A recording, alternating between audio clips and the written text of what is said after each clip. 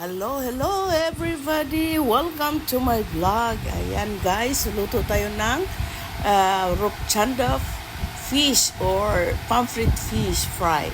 So, ayan, malinis na yan. Ay, hiniwa-hiwain natin ng maliliit para papasok yung mga spices. Ayan na ang ating spices. Ayan, minamasas-masas ko. Ano muna ng mga 10 minutes, 15 minutes para yung spices papasok sa loob. Ganon. Ayan, mag-start na tayo nag-fry. Ayan, sa 100 years na kawali natin, pina-fry. Ayan guys, ayan, napakasarap na yan.